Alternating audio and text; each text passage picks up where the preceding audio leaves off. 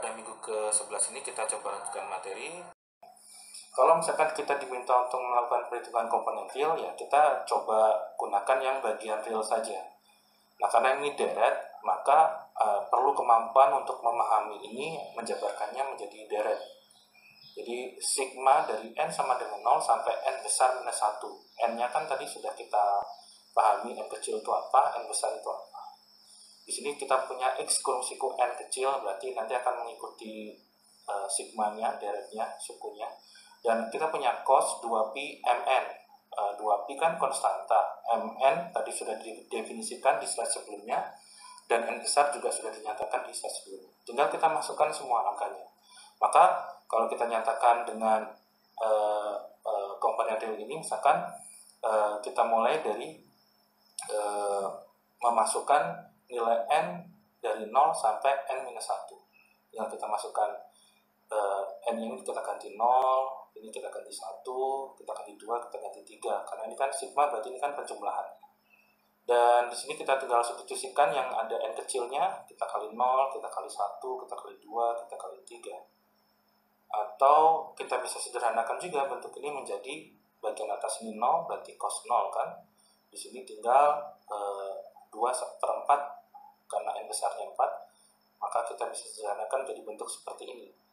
Kemudian yang ini juga sama, kita sederhanakan jadi bentuk Pn. Kemudian ini kita sederhanakan jadi bentuk 3/2 Pn.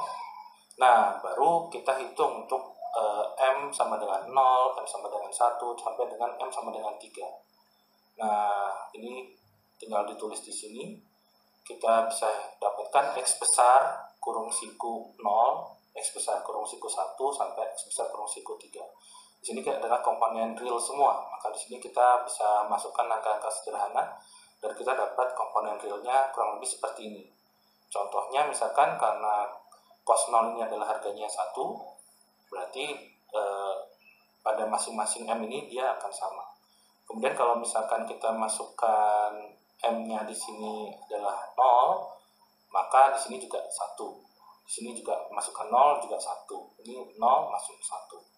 Kalau M-nya sama dengan 1, di sini masih tetap 1. Ketika di sini pi per 2, maka cos pi per 2 itu adalah 0. Kemudian di sini adalah cos pi adalah minus 1. Kemudian cos 3pi per 2 adalah 0. Nah, ini tinggal diikuti saja semuanya, pasti akan mendapatkan yang seperti ini. Nah, mungkin kalau belum terbayang, mungkin perlu melakukan perhitungan dengan tulisan tangan. Kalau hanya sekedar dilihat saja mungkin belum sebagian mungkin belum akan paham. Nah, setelah komponen real kita dapat, kita juga bisa menghitung untuk komponen imajiner. Jadi kita sekarang udah mulai kebayang hampir sama seperti real, hanya saja di sini ada komponen imajiner dengan simbol minus J tadi, karena pangkatnya kan E pangkat minus J kan ya.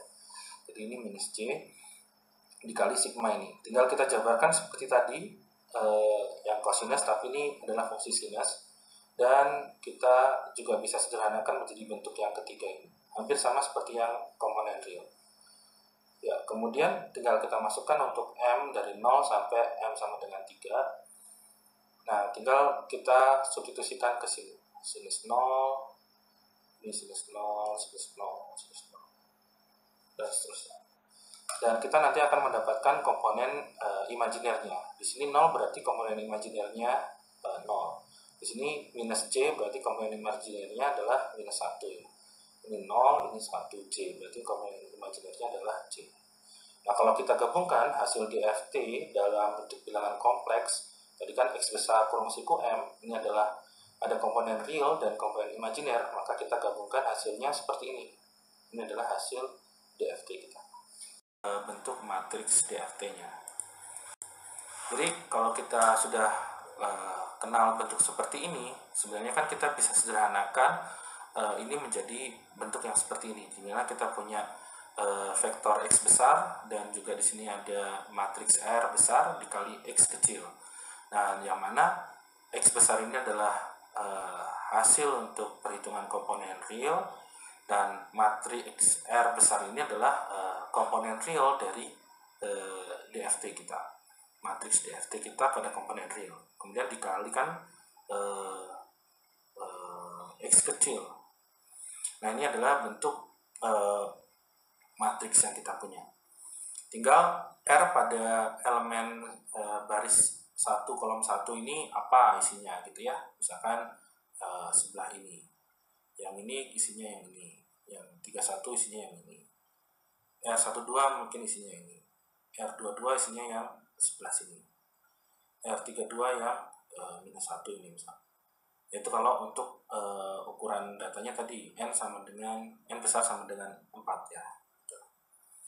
Nah, selanjutnya ini mungkin penjabarannya yang matriks R besar ini adalah cos 2pi mn per n besar ini. Ini untuk bentuk. Sedangkan komponen imajiner kita juga bisa nyatakan sebagai bentuk yang mirip seperti tadi, hanya saja kita kalikan minus J sebagai komponen imajinernya. Dan di sini kita punya matriks I, ini adalah sin 2pi mn per n besar. Terima kasih, selamat siang, dan Assalamualaikum warahmatullahi wabarakatuh.